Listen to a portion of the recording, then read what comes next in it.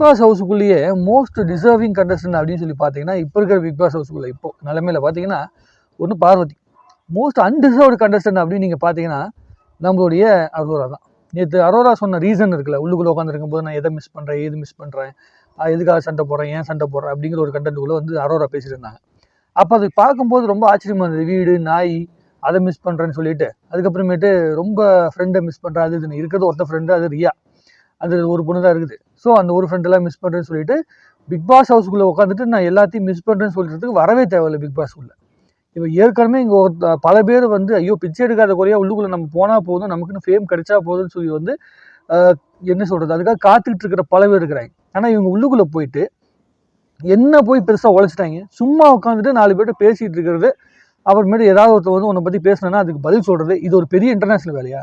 இந்த வேலையை செய்யறதுக்கு அவங்களுக்கு அவ்வளோ சங்கடமாக இருக்கா? அப்போ என்னென்னா உழைக்காமல் வருமானம் வந்து பழகிருச்சு.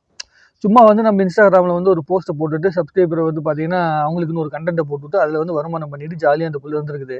அது ரொம்ப கம்ஃபர்டபுளான வருமானமாக இருந்துச்சு. ஆனால் பிக் பாஸ்க்குள்ள உட்காந்துருக்கும்போது நம்ம டெய்லி சேலரிக்கு பேசியிருக்கோம்.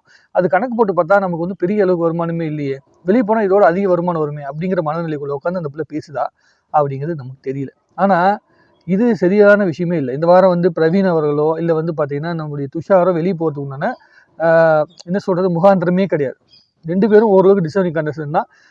துஷார் வந்து உருப்படாமல் போனதுக்கு காரணம் வந்து அரோரா கூட பேசிட்டு இருந்தால் உருப்படாமல் போனதுக்கு காரணம் ஒரு தெளிவு இல்லாமல் அமைதி ஆகிட்டான், அது ஒரு காரணம். ஆனால் பிரவீன் வந்து ஏதோ எஃபோர்ட் போட்டான். ஆனால் எஃபோர்ட் போட்ட பிரவீனே வெளியே போயிட்டாப்புல. ஆனால் வந்து அரோரா எந்த எஃபோர்ட்டுமே போடாமல் ஒரு ஆள் உள்ளுக்குள்ளே உட்காந்துக்கிட்டு, அதாவது வெளியே ஓட்டு போட்ட மக்கள் இருக்காங்கல்ல, அவங்க யாருக்குமே வந்து உள்ளுக்குள்ளே வந்து இருக்கவே கூடாதுன்னு சொல்லி யோசிச்சுட்டு இருக்கிற கேரக்டர் தான் அரோரா. ஆனால் கேம் தெரியாதான்னு பார்த்தீங்கன்னா அந்த பிள்ளைக்கு கேம் தெரியும். அதை பற்றி புரிதல் இருக்கான்னு பார்த்தீங்கன்னா புரிதல் இருக்குது. ஆனால் அதை ஒழுங்காக வந்து கேமில் காட்ட முடியுமான்னு பார்த்தீங்கன்னா காட்டாது.